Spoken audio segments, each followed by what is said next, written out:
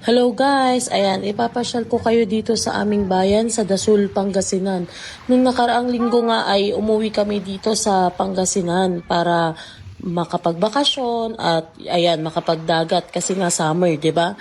So, ayan, birthday kasi ng pamangkin ko pero pumasyal muna kami sa Old Rock nung birthday niya. So, sa ibang vlog na lang din yon sa Bulinaw yon. At medyo nabitin kami doon, kaya nagkayayaan kami na pumunta sa White Beach. Dito lang yan guys sa Osmeña del Sur, Pangasinan. Grabe guys, ibang-iba talaga yung tubig niya, tsaka yung buhangin niya, puting-puti. Tapos, alam niyo yun, yung relax lang yung dagat, mababaw, fit na fit or kumbaga bagay na bagay ito sa mga toddlers kagaya ko sa anak ko na 2 years old. Hindi agad lalalim yung tubig kung makikita nyo. Kaya naman enjoy na enjoy yung mga bata dito.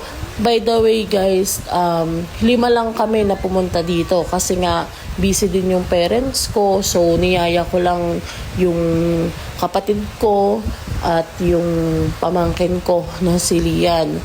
So, kaming 5 lang at hindi kami nag-cottage dito kasi ayun nga, medyo mahal yung cottage dito, nasa 1,500.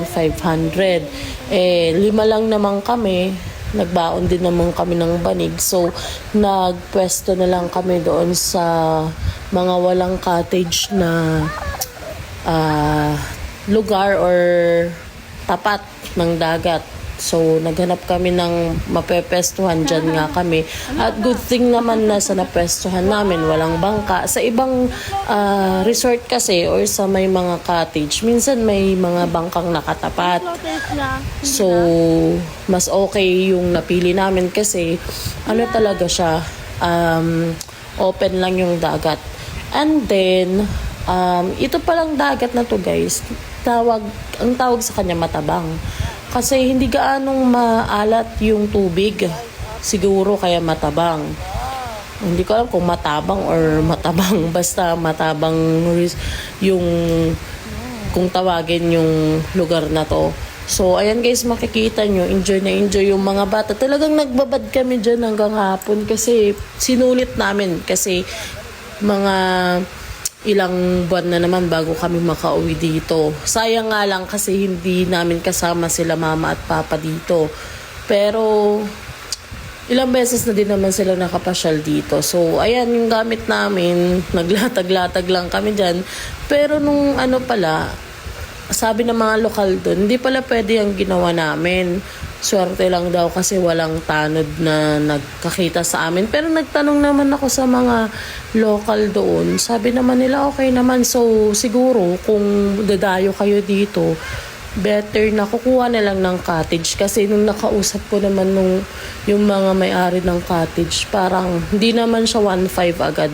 Binibilang naman nila daw kung ilan lang yung tao. Kagaya namin kung magka-cottage, siguro mga 500 lang, ganun.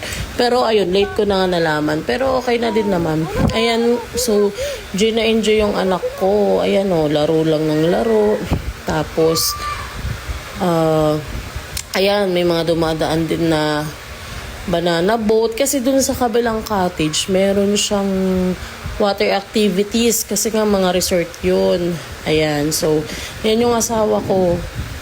Ayan, sumisid siya, may dala siyang tawag nun, yung panisid. Ay, ang ganda talaga guys, tignan niyo naman yung tubig niya tsaka yung buhangin, ang linis pati niyan, as in. So, kung pupunta kayo dito, mabilis na naman puntahan to from Manila. Mga 2 bus lang to from Pasay. Pag naswertehan nyo, may isang bus na diretso lang din. Tapos, tatanong lang kayo doon sa landmark kung saan kayo bababa. May mga special trip na doon na tricycle, papunta dito. Tapos, kahit saan naman dyan, basta sabihin nyo Osmeña or Tambubong, White Beach yan. White Beach na yan. Pupunta ka nila doon. So maganda na mapasyalan nyo din yung mga ganito kasi nakaka-relax talaga. 'Di ba? Ayan sobrang ganda. Ang sulit talaga dito. Kung gusto nyo din mag-transient, pwede rin kayong mag-search sa Facebook kung alin yung mga legit na transient doon. So, makipag-transact na lang kayo guys. I-check nyo kung legit yung mga katransact nyo. Ayan. Yan o, habol ng habol si Daddy kay Lucas. Kasi nga gustong gusto niyang tumakbo dyan. Ayan o, kahit na tanghaling tapat na yan, yung anak ko talagang hindi na nanawa kakaligo. Ikaw na lang yung susuko sa kanya. Ayan guys, so, diba, kalmadong-kalmado lang yung dagat, sobrang linaw. Maganda pala dito pumunta, siguro weekday, kasi wala talagang tao. Kami-kami lang. Though may mga tourist din naman, pero maluwag pa rin. Di katulad pag weekend. Ayun lang, marami talagang tao. Pero I suggest, kung pupunta kayo dito, bukod sa weekday, check nyo yung mga resort na hindi masyadong matao, tsaka walang nightlife sa tabi niya, ganun, para tahimik lang. Pero kung mahilig naman kayo sa nightlife, tsaka gusto nyo malapit sa mga matatao, water activity, edi check na lang kayo ng mga resort na meron nun. Ayan. Nag-post nga ako sa my day ko nung mga kuha ko dito. May mga nag-comment na sa Boracay daw kami. Sabi ko, di, nasa Pangasinan lang kami. Di sila makapaniwala. Sabi ko, maraming magaganda dito sa amin na mga white beach. So, that's all guys. Sana ay nagustuhan nyo ang aking vlog. Until next time guys, thank you for watching.